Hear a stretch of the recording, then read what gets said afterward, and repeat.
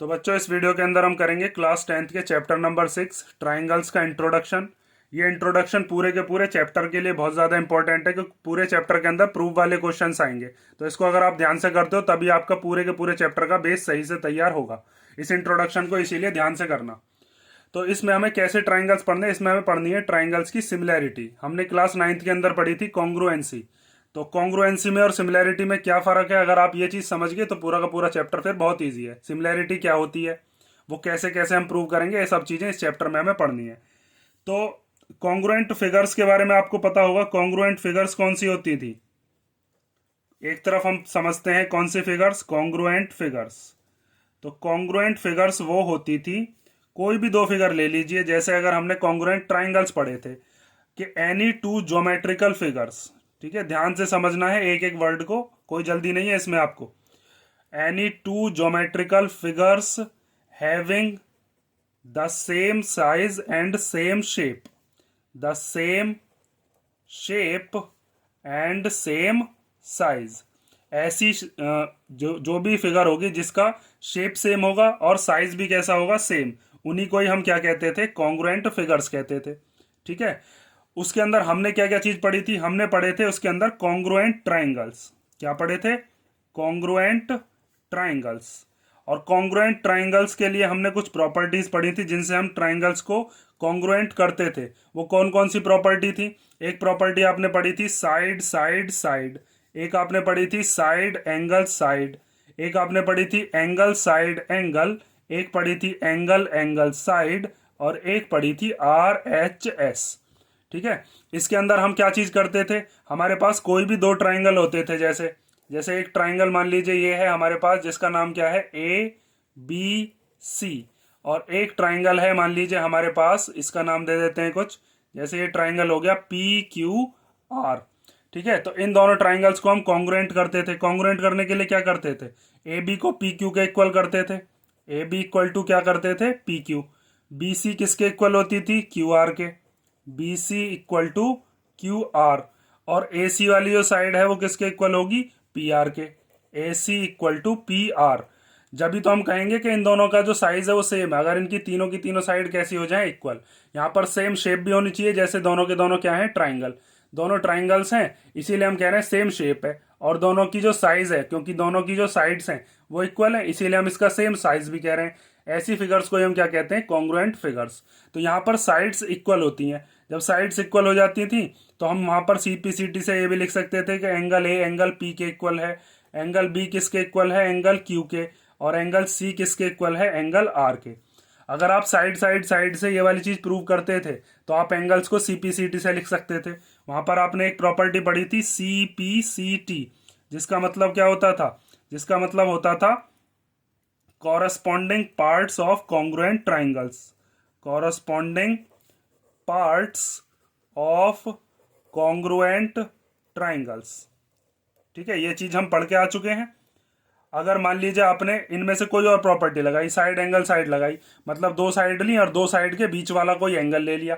जैसे हमने AB और AC को इक्वल प्रूव कर दिया, किस किस के, PQ और PR के, कि AB PQ के इक्वल है, AC PR के इक्वल है, तो हम इन दोनों के बीच का एंगल लेते थे, वहां पर हम साइड एंगल साइड से प्रूव करते थे। ये सब चीजें हमने कर रखी है। तो अब सिमिलैरिटी में क्या चीज हमें अलग करनी है, वो चीज आपको ध्यान से समझनी है। ठीक है, क्योंकि मेन चीज आपकी वही है। कॉन्ग्रुएंट फिगर्स के बारे में मैंने थोड़ा थोड़ा आपको बता दिया, बस आपको ये चीज याद रखनी है कि इनका सेम शेप होता है और सेम ही क्या होता है, साइज। और हमेशा ये एक चीज और फॉलो करती हैं, ये भी चाहो तो लिख लेना कि ये मेथड ऑफ सुपरपोजिशन को फॉलो करती हैं।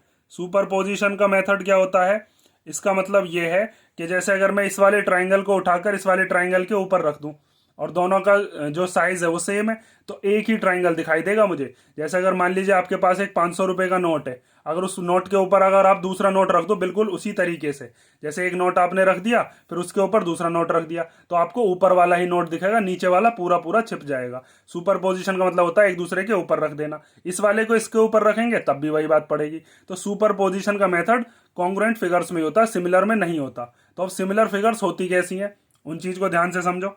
तो अब हम देखते हैं कैसी फिगर्स, हम देखते हैं अब सिमिलर फिगर्स। अभी हम ट्राइंगल्स पे भी चलेंगे।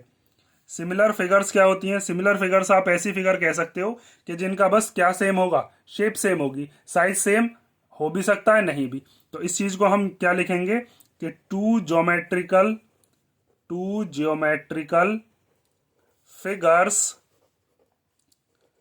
Figures having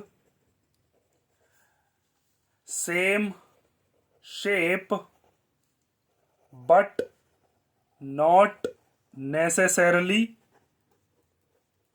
the same size, कि उनका साइज सेम हो ये जरूरी नहीं है। ठीक है, ये चीज आप याद रखोगे। अब इस चीज को हम समझते हैं। 3 एग्जाम्पल मैं आपको बताता हूं, उन 3 एग्जाम्पल से आप समझ जाओगे कि सिमिलर फिगर्स क्या होती हैं। जैसे अगर मान लीजिए मैंने एक लाइन बनाई, ये यहां से यहां तक की एक लाइन सेगमेंट है, और इस लाइन सेगमेंट का मैंने नाम क्या दे दिया, इसका नाम मैंने दे दिया ए बी। और मैंने एक लाइन सेगमेंट और बनाई, मान लीजिए ये लाइन सेगमेंट है, इसका नाम मैंने क्या दे दिया, पी क्यू।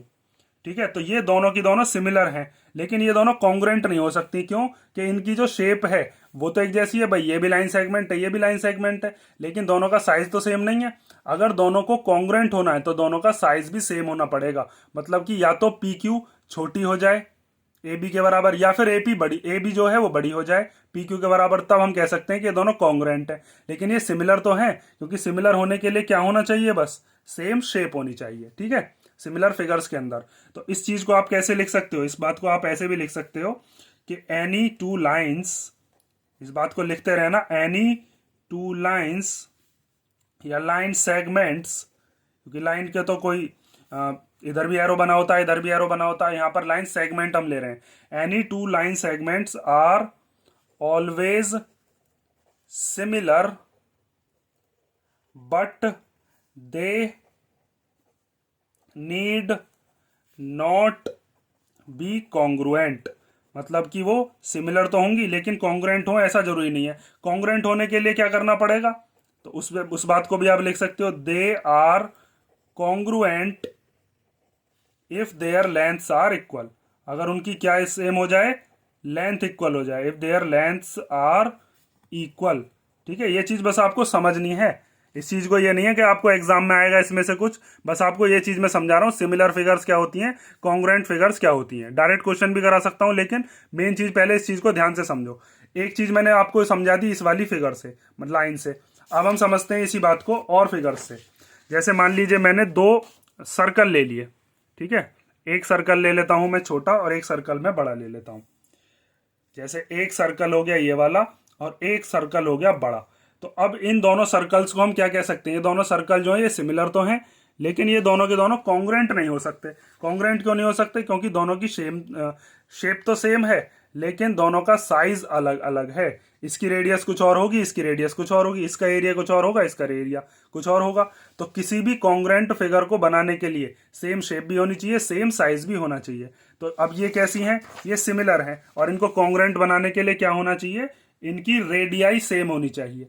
रेडियाई मतलब इन दोनों की रेडियस। तो इस बात को आप लिख कैसे सकते हो कि एनी टू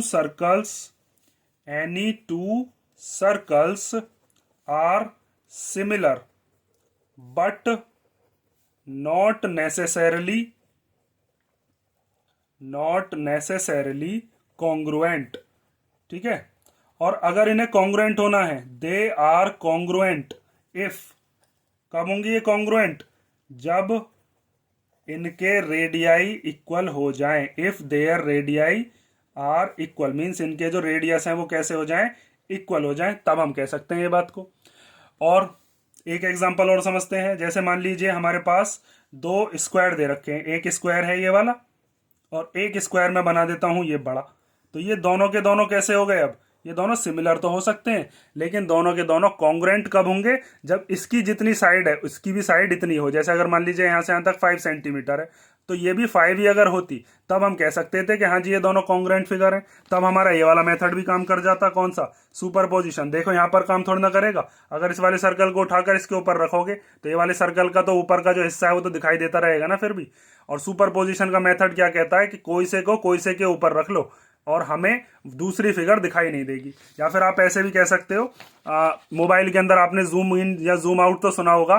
कोई अगर फोटो अगर आपको पसंद आती है तो आप उसको जूम करके देखते हो, तो अगर हम इसको जूम करेंगे तो ऐसा ही बन जाना चाहिए। या इसको हम जूम इन करेंगे, मतलब कि छोटा करेंगे, श्रिंक करेंगे, सिकोड़ेंगे, तो ये ऐसा बन जाना चाहिए। तब हम कह सकते हैं कि ये कैसी फिगर्स हैं, सिमिलर फिगर्स हैं। लेकिन कॉन्ग्रुएंट तो बिल्कुल सेम ही होनी चाहिए। तो इस बात को आप कैसे लिख सकते हो कि कोई भी दो स्क्वायर हो, any two squares are similar. कोई भी दो स्क्वायर हो वो आपस में कैसे होते हैं, सिमिलर। और कॉन्ग्रुएंट होने के लिए क्या होना पड़ेगा उन्हें, कॉन्ग्रुएंट होने के लिए इनका जो साइज है वो भी सेम होना चाहिए। अब जैसे मान लीजिए बात कर ली आपने ट्राइंगल की, जैसे एक ट्राइंगल मैंने ये ले लिया और एक ट्राइंगल ये ले लिया, लेकिन ये दोनों के दोनों कैसे ट्राइंगल्स हैं, ये इक्विलेटरल ट्राइंगल है। ये भी इक्विलेटरल ट्राइंगल है। इक्विलेटरल ट्राइंगल तो आपको पता होगा ना, इक्विलेटरल ट्राइंगल वो होता है जिसकी सारी साइड्स आपस में कैसी हो, इक्वल, और सारे के सारे एंगल 60 डिग्री के हों। तो ये दोनों के दोनों जो हैं ये भी कैसे कहलाएंगे, सिमिलर हैं। लेकिन ये दोनों कॉन्ग्रुएंट कब होंगे, जब इसकी ये वाली जो साइड्स हैं ये सारी की सारी साइड्स इसके जैसी हो जाएं, या इस वाली की साइड इस जैसी हो जाएं। या तो हम इसको श्रिंक कर दें, सिकोड़ दें, या फिर इसको हम जूम आउट कर दें, मतलब कि इसको बड़ा कर दें। तो यहां पर आप क्या लिख सकते हो कि any two equilateral triangles are similar. कोई भी दो दुनिया के इक्विलेटरल ट्राइंगल हो वो सिमिलर ही होंगे। ठीक है, अब ट्राइंगल्स की हम कुछ प्रॉपर्टीज ही पढ़ेंगे, क्योंकि मेन चीज हमें ट्राइंगल्स ही पढ़नी है। फिगर समझ गए ना, सिमिलर फिगर कैसी होती हैं और कॉन्ग्रुएंट फिगर कैसी होती हैं। अगर ये चीज आप समझ गए तो अब हम आगे बढ़ते हैं। अब हम देखते हैं कि सिमिलर पॉलीगन क्या होते हैं। ठीक है, अगर हम सिमिलर पॉलीगन समझ गए तो हम सिमिलर ट्राइंगल्स भी समझ जाएंगे। देखो अब आगे देखो, अब हम समझते हैं सिमिलर पॉलीगन्स क्या होते हैं और सिमिलर पॉलीगन्स हमें कैसे पता चलेगा। तो सबसे पहले तो पॉलीगन पता होना चाहिए। पॉलीगन क्या होता है कि जैसे यहां पर ये पॉलीगन है, क्योंकि इसके अंदर कितनी साइड है, तीन साइड से छोटा कोई भी आप पॉलीगन नहीं बना सकते। पॉलीगन बस साइड से मिलकर बना हुआ होता है। जैसे यहां पर ये 3 साइड से मिलकर बना है, ये 4 साइड से मिलकर बना है। और अगर आप चाहो कि 2 साइड से बनाना चाहते हो तो 2 साइड से वो जो फिगर होगी वो ओपन फिगर होगी। जैसे मान लीजिए आपने ये फिगर बनाई तो ये तो ओपन है ना, तो क्लोज फिगर होनी चाहिए, उसी को हम क्या कहते हैं, पॉलीगन कहते हैं। तो यहां पर आप कह सकते हो कि 2 पॉलीगन्स आर सिमिलर अगर उसके अंदर 2 कंडीशन हो जाएं। वो 2 कंडीशन कौन कौन सी होंगी वो ध्यान से देख लेना। तो 2 polygons are said to be similar if क्या क्या क्या कंडीशन होंगी। पहली कंडीशन ये है कि their corresponding angles are equal. उनके एंगल्स कैसे होने चाहिए, इक्वल होने चाहिए। Corresponding angles are equal. और दूसरी कंडीशन क्या होनी चाहिए, दूसरी कंडीशन होनी चाहिए कि उनकी जो भी साइड्स हैं उन साइड्स का जो रेशो है वो रेशो इक्वल होना चाहिए। मींस साइड्स जो है वो प्रोपोर्शन में होनी चाहिए। तो इस बात को हम ऐसे भी लिख सकते हैं कि their corresponding sides are in the same ratio. Same ratio का मतलब है कि वो किस में होनी चाहिए, सेम प्रोपोर्शन में। ठीक है, प्रोपोर्शन भी कह सकते हो। प्रोपोर्शन का मतलब सेम रेशो ही है, प्रोपोर्शन।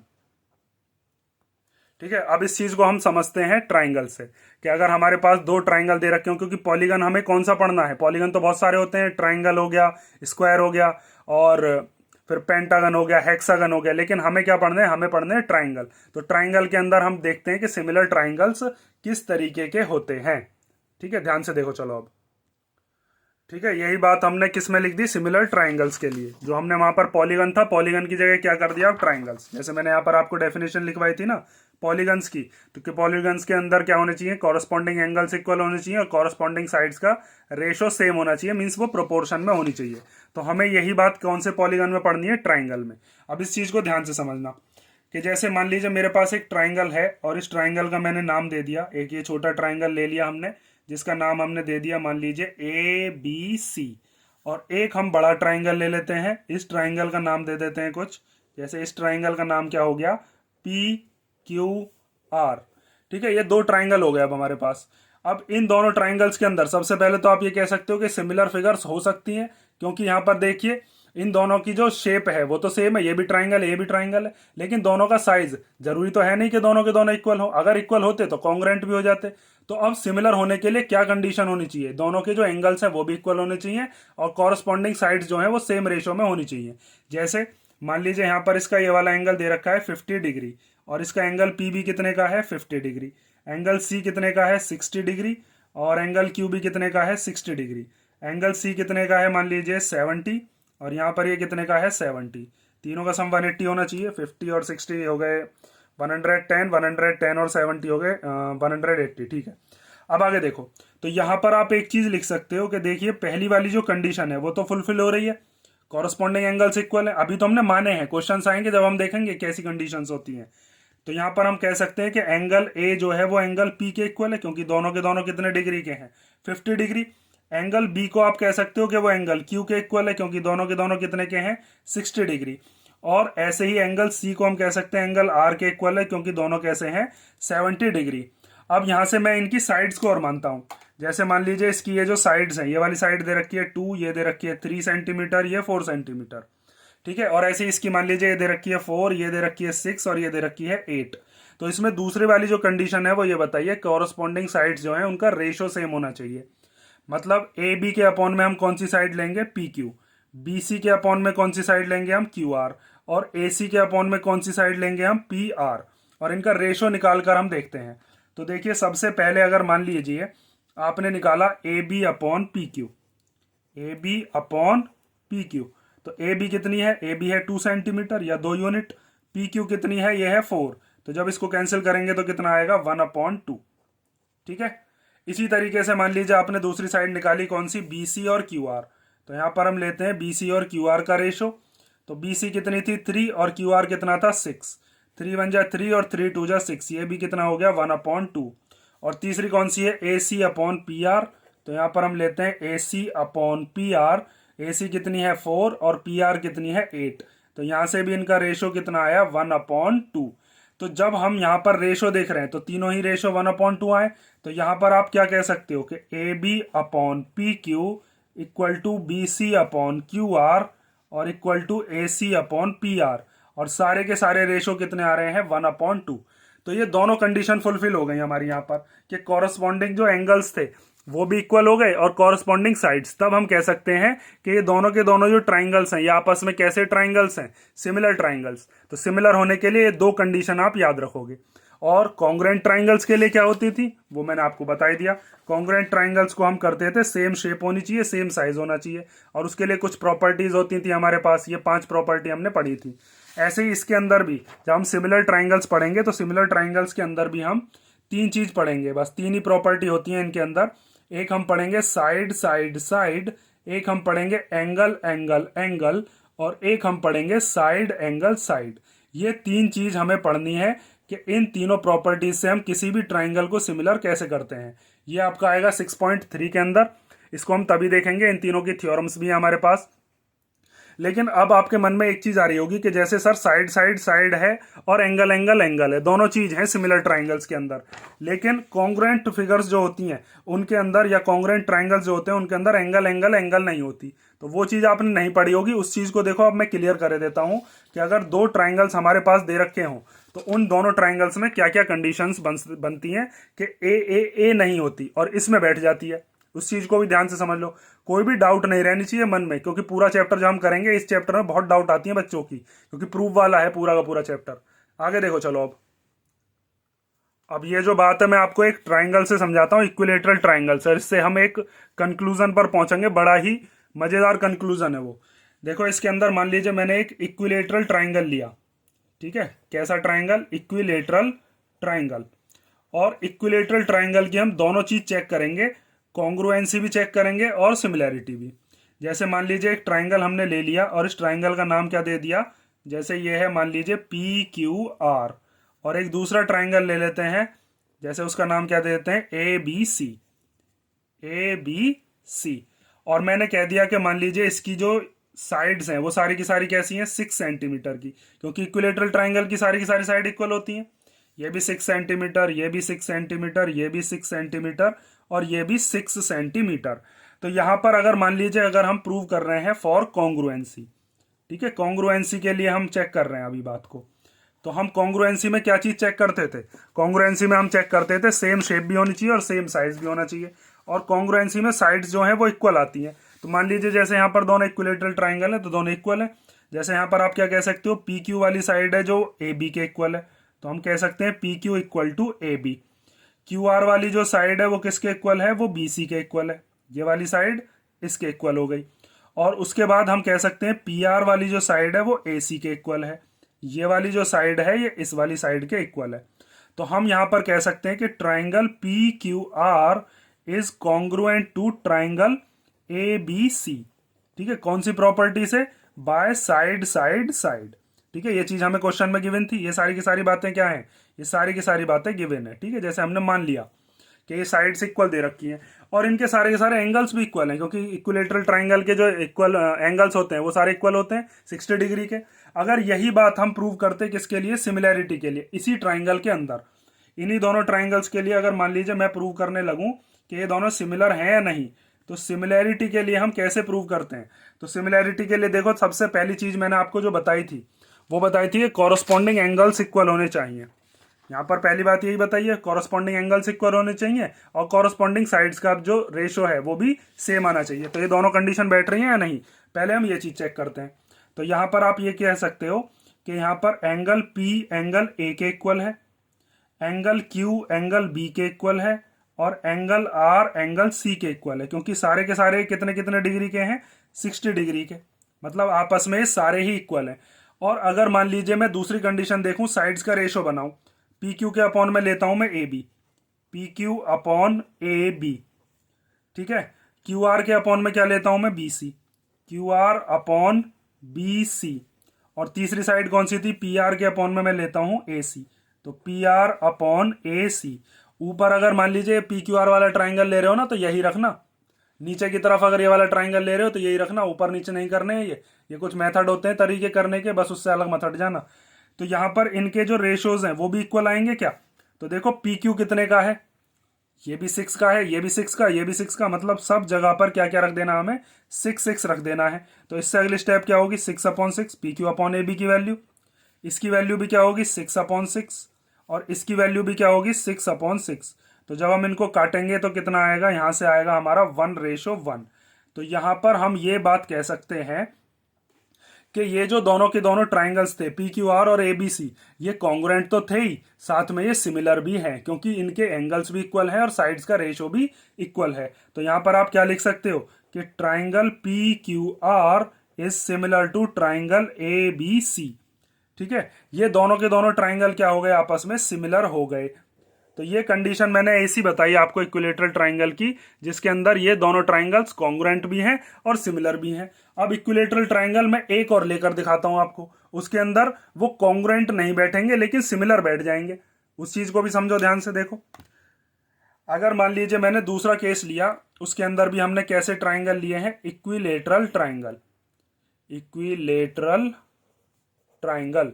और इक्विलेटरल ट्राइंगल मान लीजिए मैंने एक ट्राइंगल लिया है, इस ट्राइंगल का नाम हम दे देते हैं, चलो इधर से ही उठा लेता हूं, एक ट्राइंगल ले लेते हैं ए बी सी। और इस ट्राइंगल की साइड्स कितने कितने की हैं, 6 सेंटीमीटर 6 सेंटीमीटर 6 सेंटीमीटर। हर एक एंगल कितने का होता है, 60 डिग्री, ये तो हमें पता ही है। ये सारे के सारे कितने डिग्री के होते हैं, 60 डिग्री के। अब एक ट्राइंगल मैंने बड़ा ले लिया, ठीक है, और इस बड़े ट्राइंगल को भी हमने कैसा माना है, ये भी इक्विलेटरल ट्राइंगल है, हो सकता है ना कैसा भी ट्राइंगल हो, पी क्यू आर। इसका भी हर एक एंगल कितने डिग्री का, 60 डिग्री 60 डिग्री 60 डिग्री। लेकिन इसकी साइड तुम्हें दिख रही होगी, ये 6 है, तो ये 6 तो हो नहीं सकती। जैसे अगर मान लीजिए यहां पर ये वाली साइड मैंने मान ली 8 सेंटीमीटर, तो ये भी 8 सेंटीमीटर हो जाएगी, ये भी 8 सेंटीमीटर हो जाएगी। तो ये वाली कंडीशन तो इसमें बैठने से रही, तीनों साइड तो इक्वल होंगी नहीं। और वैसे भी हमें दिख रहा है कि जब मैंने आपको कॉन्ग्रुएंसी में अभी बताया था डेफिनेशन में, उसी में बताया था कि सेम शेप होना चाहिए, सेम साइज। शेप तो सेम है, चलो दोनों ट्राइंगल है, लेकिन साइज कहाँ सेम है, तो इसीलिए दोनों कॉन्ग्रुएंट नहीं हो सकती। तो अगर कॉन्ग्रुएंसी के लिए मुझे चेक करना हो तो मैं क्या लिखूंगा, मैं यहां पर लिख सकता हूं कि फॉर कॉन्ग्रुएंसी अगर हमें लिखना है तो हम कंडीशन लिख सकते हैं कि these are not congruent, these triangles are not congruent, because their size is not same, because their size is not same. ठीक है, तो कॉन्ग्रुएंट तो ये है नहीं, तो क्या ये सिमिलर हैं? तो अगर ये सिमिलर होंगी तो हम देख लेते हैं सिमिलर कैसे चेक करते हैं। अभी जैसे हमने यहां पर चेक किया था, तो फॉर सिमिलैरिटी, अब हम क्या चेक कर रहे हैं? सिमिलैरिटी के लिए चेक कर रहे हैं। ठीक है, आगे देखो, अब फॉर सिमिलैरिटी, सिमिलैरिटी के लिए सबसे पहली चीज हम क्या चेक करते हैं? एंगल्स इक्वल है या नहीं? बिल्कुल है। देखो, एंगल ए एंगल पी के equal, angle B angle Q के इक्वल, और एंगल सी एंगल आर के इक्वल। असल में तो सारे इक्वल हैं, क्योंकि सारे के सारे एंगल कैसे लिए हमने? 60 डिग्री के। सबसे इजी वाले से मैं बता रहा हूं, और भी तरीके के ट्राइंगल्स आएंगे। अब आगे देखो,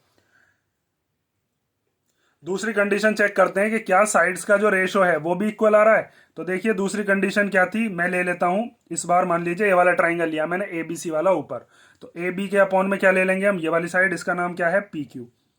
ठीक है, दूसरी वाली साइड कौन सी है? मान लीजिए इसकी है बी सी वाली साइड, और इसकी कौन सी है? इसकी है क्यू आर। ये ले ली हमने। उसके बाद ए सी के अपॉन में कौन सी लेंगे हम? P R. तो A C upon P R. A B कितनी है? ए बी है 6, पी क्यू कितनी है? 8, बी सी कितनी है? 6, क्यू आर कितनी है? 8, ए सी कितनी है? 6, और पी आर कितनी है? 8। जब आप इनको कैंसिल करोगे, 2 3 जा 6, 2 4 जा 8, 2 3 जा 6, 2 4 जा 8, और 2 3 जा 6, 2 4 जा 8। तो यहां से हमारा रेशो कैसा आया? इक्वल आया 3/4, 3/4 और 3/4। इसका मतलब हम ये कह सकते हैं कि triangle A B C is similar. ये सिमिलर का साइन है, बस ऐसे लहरें मार देना। यहाँ इक्वल टू के ऊपर अगर आप ऐसे बनाते हो तो ये हो गया कॉन्ग्रुएंसी का साइन, और बस ऐसे बना देते हैं सिमिलैरिटी का sign. Triangle P Q R के इक्वल है। तो यहां से आप क्या चीज कह सकते हो? यहां से हम एक बात कह सकते हैं, जो सबसे इंपॉर्टेंट बात निकल के आई, कि जितनी भी कॉन्ग्रुएंट फिगर्स हैं वो सारी की सारी कॉन्ग्रुएंट फिगर्स सिमिलर होती हैं, लेकिन सारी सिमिलर फिगर्स जो हैं वो कॉन्ग्रुएंट नहीं हो सकती। जैसे यहाँ पर इस वाली कंडीशन में देखो, यहाँ पर ये सिमिलर तो है लेकिन कॉन्ग्रुएंट नहीं है, यहाँ पर ये कॉन्ग्रुएंट है तो सिमिलर भी है। ठीक है, क्योंकि कंडीशन से ही देखो हमें पता चल रहा है, हमें ज्यादा दूर जाने की जरूरत ही नहीं है। जो मैंने आपको इंट्रोडक्शन में ये जो डेफिनेशन लिखवाई है, यहाँ पर ही हमने लिख दिया सेम शेप होना चाहिए, सेम साइज होना चाहिए। तो सिमिलर फिगर्स के अंदर क्या देखना है? बस हमें सेम शेप, लेकिन कॉन्ग्रुएंट होने के लिए सेम शेप के साथ सेम साइज भी होना चाहिए। तो इस बात को आप नोट डालकर लिख लेना। कि क्या लिख सकते हैं हम? इंपॉर्टेंट नोट, जो मैंने अभी आपको बात बताई है, इस बात को लिख लेना और याद रखना इसको। इंपॉर्टेंट पॉइंट लिखवा रहा हूं, सबसे इंपॉर्टेंट है, यही बात मैं बता रहा था जो कि मैंने आपको इससे बताई है, जो मैंने अभी आपको इक्विलेटरल ट्राइंगल बताया है। इस बात को हम कह सकते हैं कि all congruent figures, all congruent figures are similar. सारी की सारी जो भी कॉन्ग्रुएंट फिगर्स हैं वो सिमिलर होती हैं, बट लेकिन all the similar figures, all the similar figures need not be congruent. ठीक है, मतलब क्या है इस बात का? कि जितनी भी कॉन्ग्रुएंट फिगर हैं वो सिमिलर होती हैं, लेकिन जितनी भी सिमिलर फिगर हैं वो जरूरी नहीं है कॉन्ग्रुएंट हो भी सकती है, नहीं भी। जैसे अभी हमने इक्विलेटरल ट्राइंगल का एग्जांपल पढ़ा, ऊपर से देखते हो कॉन्ग्रुएंट है तो सिमिलर भी है, यहाँ पर कॉन्ग्रुएंट नहीं है लेकिन सिमिलर बैठ गई। तो इसका मतलब जो भी फिगर सिमिलर है वो कॉन्ग्रुएंट हो भी सकती है, नहीं भी। यहाँ पर जैसे देखो, ये वाली सिमिलर भी थी, कॉन्ग्रुएंट हो भी सकती है। यहाँ पर सिमिलर थी लेकिन कॉन्ग्रुएंट नहीं बैठी। ठीक है, ये चीज हो गई आपकी कि सिमिलैरिटी क्या होती है और कॉन्ग्रुएंसी क्या होती है।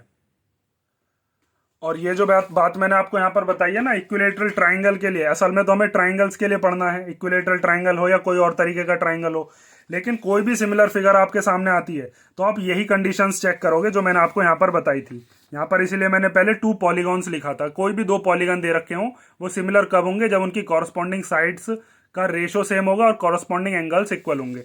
जैसे एक कंडीशन में आपको एक पॉलीगन लेकर बताता हूँ। जैसे मान लीजिए एक पॉलीगन हम बनाते हैं, एक पेंटागन बना देता हूँ। जैसे यहाँ पर ये हो गया, मान लीजिए ए बी, और इधर की तरफ ये मान लिया हमने सी, और इधर से हमने जोड़ दिया ये डी पॉइंट। इधर को हम गए और ये वाला पॉइंट हो गया मान लीजिए ई पॉइंट, और यहाँ से इसको जोड़ दिया, ये कितना हो गया? E D. अब मान लीजिए जैसे यहाँ पर हमने ले लिया 3.2 सेंटीमीटर। ठीक है। ये वाला मान लीजिए 4 सेंटीमीटर, ये कितना मान लिया 3 सेंटीमीटर, ये मान लिया कितना 4 सेंटीमीटर, ये कितना मान लिया 3 सेंटीमीटर। और इसके कुछ एंगल्स मान लेते हैं, जैसे यहाँ पर ये हो गया 120 डिग्री का, ये हो गया जैसे मान लीजिए 90 डिग्री का, ये हो गया जैसे मान लीजिए 130 डिग्री का, और ये वाला कितने का हो गया मान लीजिए 100 डिग्री का।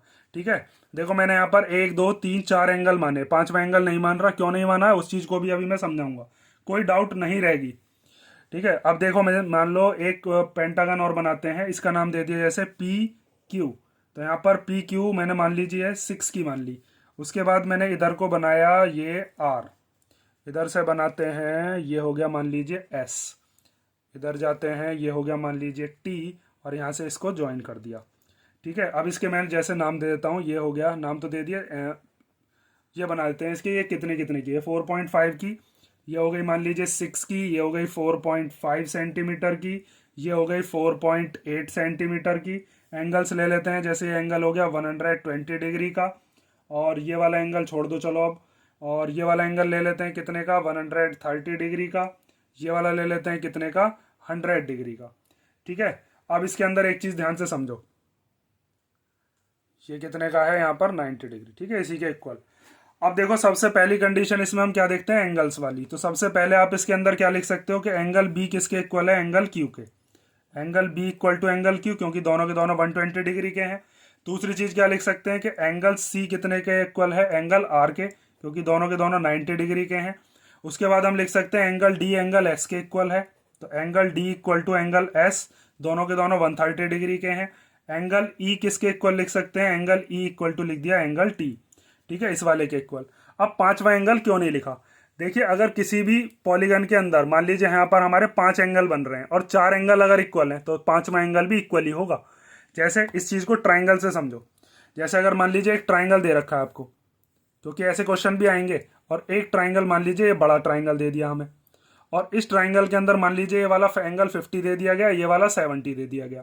इस वाले ट्राइंगल के अंदर ये वाला एंगल 50 दे दिया, ये वाला एंगल कितना दे दिया 60। अब आपको लग रहा होगा कि जी ये तो कहाँ ही इक्वल है इसके एंगल्स, लेकिन नहीं, इक्वल एंगल हैं इसमें। क्यों कि अगर मान लीजिए मैं इन तीनों ट्राइंगल्स के एंगल्स का सम करूं तो कितना होता है 180, 180 में से 50 का ये है 70 का ये है, तो 50 और 70 कितने हो गए 120, 180 में से 120 को निकाल दो तो ये कितने का बैठेगा 60 का। यहाँ पर देखो ये 50 का ये 60 का, तो 50 और 60 कितने हो गए 110, 180 में से 110 निकाल दो, क्योंकि तीनों का सम 180 बैठाना है, तो ये कितने का बैठेगा 70।